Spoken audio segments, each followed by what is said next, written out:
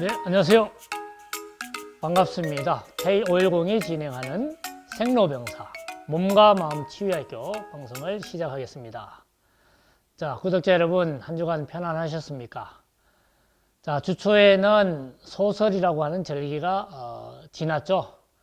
소설은 이제 살얼음이 얼고 땅이 점점 얼고 차가워지는 이런 절기가 지났는데, 그래서 그런가 날씨가 좀 부쩍 추워진 것 같습니다. 그래서 저도 이제 겨울옷을 꺼내 입고 겨울 채비를 하였는데, 여러분들도 겨울 채비 잘 하시고 또 건강한 이런 그 계절이 되기를 바랍니다. 자, 치유농업을 배우다. 오늘은 30회 방송째인데요.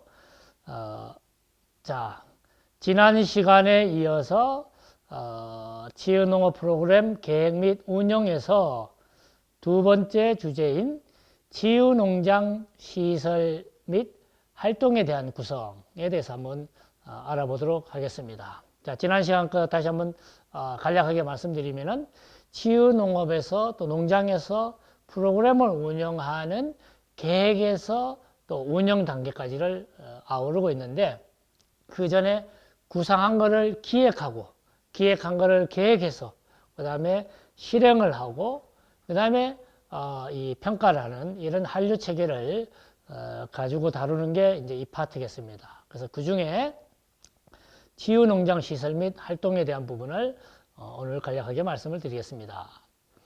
자, 치유농장 이 시설 하면은 그게 이제 실외 시설과 실내 시설로 구분해서 볼 수가 있겠습니다.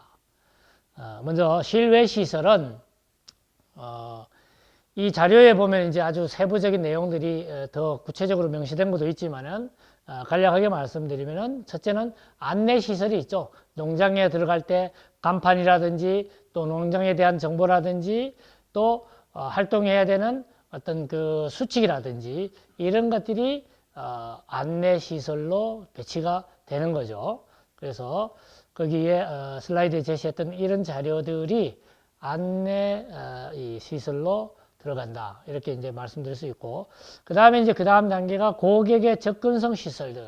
예를 들면은 정류장이라든지 대중교통을 알리는 안내, 그 다음에 이동 수단의 방법, 뭐 자가용으로 올 수 있는지 아니면 대중교통이 더 좋은지, 또 근거리에는 자전거라든지 이런 이동 수단들을 이용할 수도 있는 거죠. 그래서 그런 것들이 농장 외부에 기존 있는 것들을 파악해야 되고, 없는 것들은 어떻게 보강할 것인가, 이런 거를 생각을 해야 되겠죠.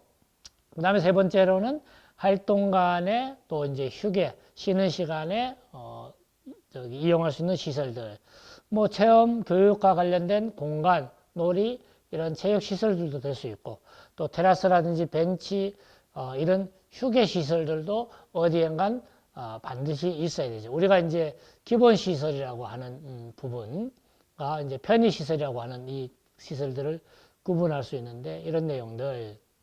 그 다음에 이제 농장 외 시설에는 이제 경관과 자연 친화적인 시설들, 뭐 산책로라든지 또 다음에 등산로, 연못, 이런 것도 하나의 시설로 판단을 해서 또 자원으로 볼 수가 있다, 이렇게 이제 말씀드릴 수가 있고요.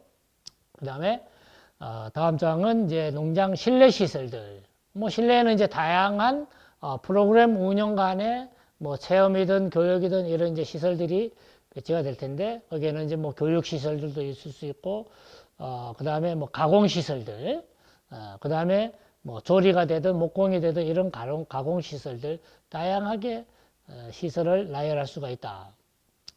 그 다음에 이제 실내에는 숙박 시설들.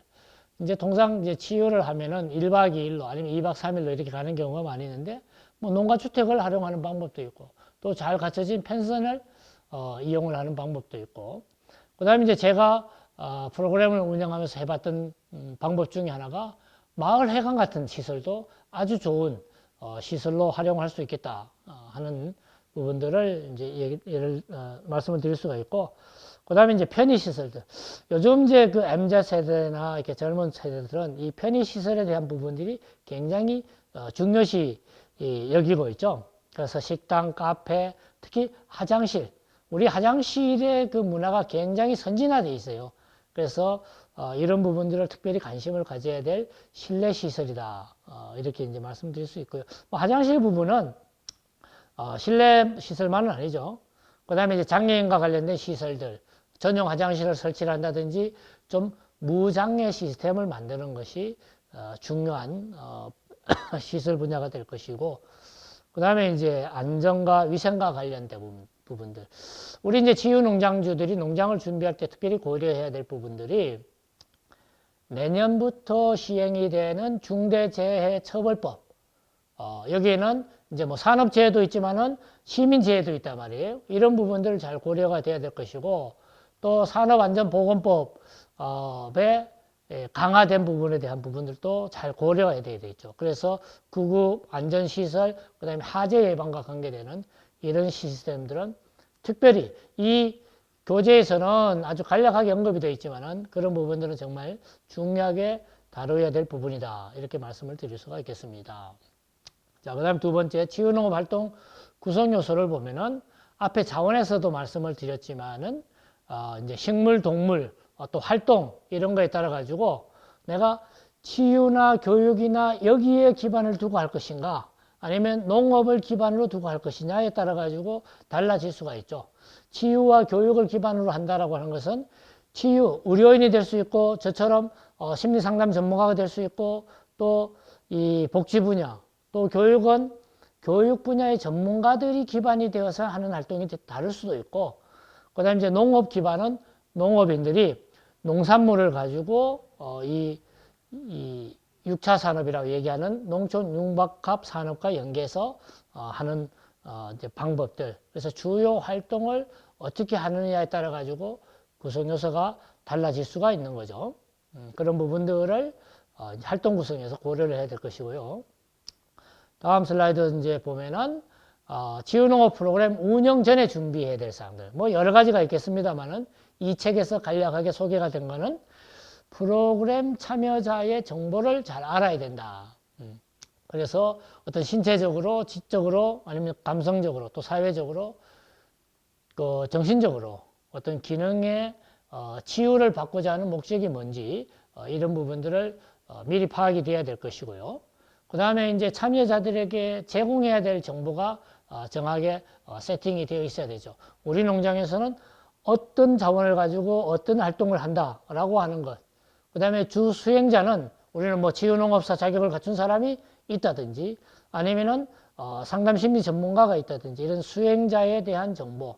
그 다음에 운영 시간, 또 식사와 음료 관계, 그 다음에 행동 수칙, 앞장에서 얘기했듯이 안전에 대한 부분들 이런 것들이 제공이 돼야 되는 것이 사전에 준비가 돼야 되는 부분들이죠.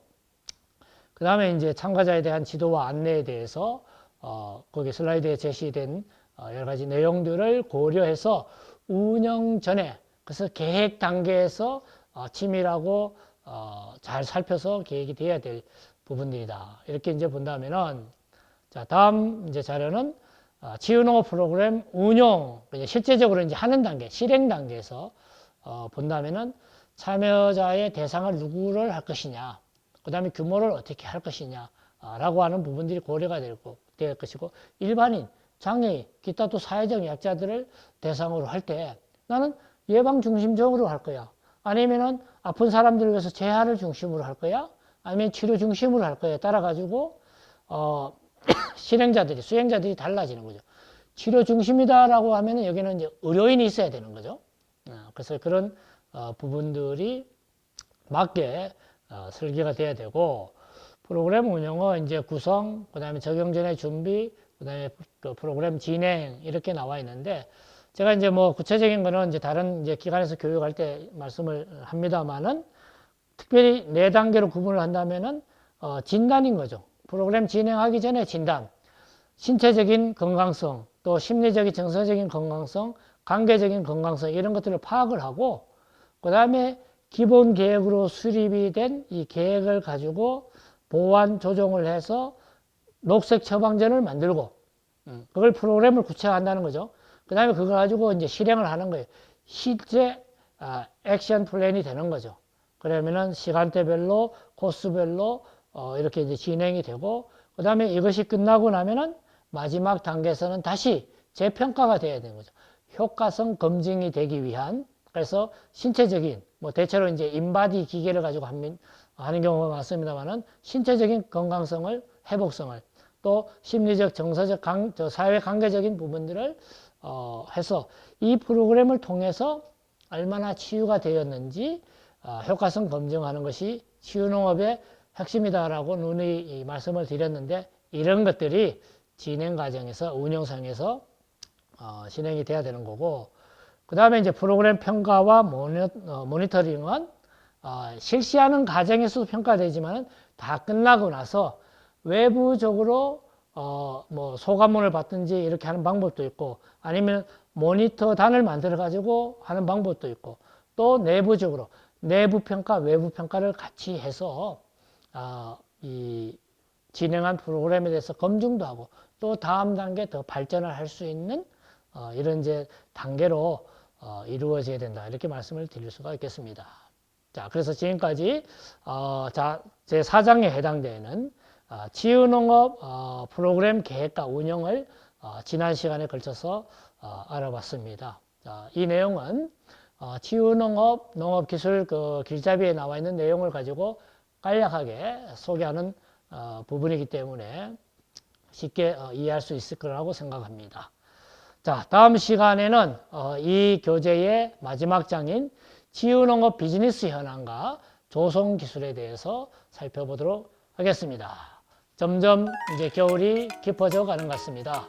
감기 조심하시고 또 코로나 조심하시고 더 건강한 모습으로 다음 주에 만나도록 하겠습니다.